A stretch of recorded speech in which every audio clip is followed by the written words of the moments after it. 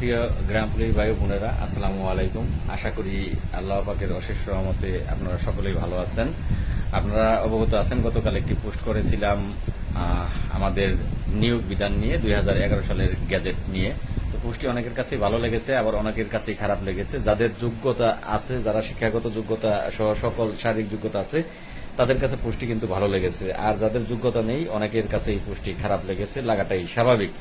তো আপনারা সকলেই জানেন, যাদের যোগ্যতা নেই তারা কিন্তু জাতীয় বেতন স্কেল চাচ্ছে না, কারণ যখনই সরকার এই চাকরিটাকে জাতীয় বেতন স্কেলের আওতা বলেন বা ভালো একটি মানসম্মত জায়গা বলেন নিয়ে আসবে, তখন কিন্তু যাচাই বাছাই হবে।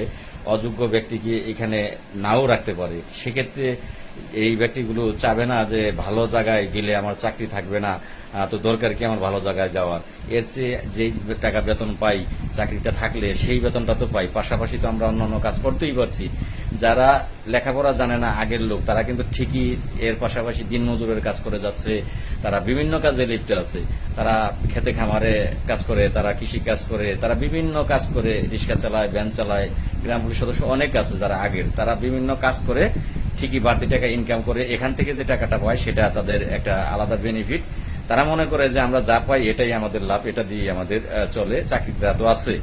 আর যারা শিক্ষিত জেনারেশন আছেন, তাদের কিন্তু এই বেতন দিয়ে চলছে না। আপনারা না পারছেন এই চাকরিটা দিয়ে সংসার চালাতে, না পারছেন অন্য কোনো কাজ করতে। তো সেক্ষেত্রে আপনার সাথে তাদের ভিন্নতা আকাশ আর পাতাল ডিফারেন্স আছে। কেন্দ্রীয় কমিটি কর্মচারী ইউনিয়ন বলতে যেই ইউনিয়নটি আছে, তারাও চায় না জাতীয়করণ হোক। তাদের বয়সও চাকরির সীমা অতিক্রম করেই গিয়েছে প্রায় লোকেরই, যারা ইউনিয়ন পর্যায়ে, জেলা পর্যায়ে আছে, নেতৃত্ব দিচ্ছে, কেন্দ্রীয় কমিটিতে নেতৃত্ব দিচ্ছে। আপনারা যাচাই বাছাই করে দেখুন যে প্রত্যেকেরই কিন্তু বয়স সীমা চলে গেছে। এবং তাদের যদি যাচাই বাছাই করেন, তাহলে ভোটার আইডি কার্ডের সাথে তাদের চাকরির যে সার্টিফিকেট, যোগ্যতা, সেগুলোর সাথে কোনোটার সাথে তাদের মিল পাবেন না। তো কাজেই তারা কিন্তু চাবে না যে জাতীয় বেতন স্কেল হোক। কিন্তু তাদের সাথে আমরা পেরে উঠছি না, কারণ তারা সারা বাংলাদেশেই কিন্তু 64 জেলাতেই কমিটি করে রেখেছে, থানাগুলোতে কমিটি করে রেখেছে। তারা কি বলে, স্থানীয় সরকার মন্ত্রণালয়ে যোগাযোগ করে বাড়তি বেতনের জন্য তারা ভালো কোনো কিছু চায় না।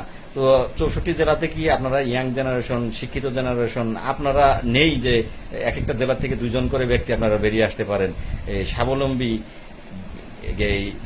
জ্ঞান আছে, বিবেক আছে, বুদ্ধি আছে, মনুষ্যত্ব আছে। 64 জেলায় কি শিক্ষিত 120 জন গ্রাম পুলিশ নেই? যদি মনে করেন যে আছেন, তাহলে অবশ্যই অবশ্যই আপনারা এগিয়ে আসেন। আপনারা এগিয়ে আসলেই সম্ভব হবে এই চাকরিটা ভালো কোনো জায়গায় নেওয়ার জন্য। অবশ্যই অবশ্যই কিন্তু যোগাযোগ অব্যাহত রাখতে হবে স্থানীয় সরকার দপ্তরে সহ। আমাদের যে স্থানীয় সরকার দপ্তরে একটি সংস্কার কমিশন গঠন করেছে, সেখানে বিভিন্ন দপ্তরে দৌড়ঝাঁপ করতে হবে, অর্থ দপ্তরে। আপনারা শিক্ষিতর জন্য এগুলো সহজ, কিন্তু আপনাদের হয়তোবা ঢাকাতে আসতে, যেতে, থাকতে, খেতে অর্থনৈতিকভাবে টাকার প্রয়োজন পড়বে। এগুলো করতে হলে অবশ্যই অবশ্যই একটু স্বাবলম্বীরও প্রয়োজন আছে।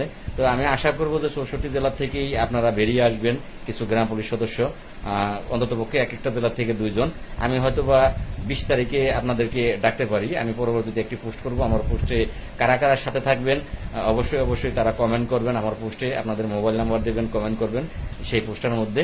আমি শুধু আপনাদেরকেই নক করব। আপনারা এখানে কৌতূহল নিয়ে কেউ কমেন্ট করবেন না যে আসি আপনার সাথে, এই থাকার কোনো দাম নেই। আপনাকে ঢাকা আসতে হতে পারে, ঢাকা আসতে হবে, দেখা গেল যে দৌড়ঝাঁপ পারতে গেলে খরচ আপনার নিজেরটা নিজেকে করতে হবে।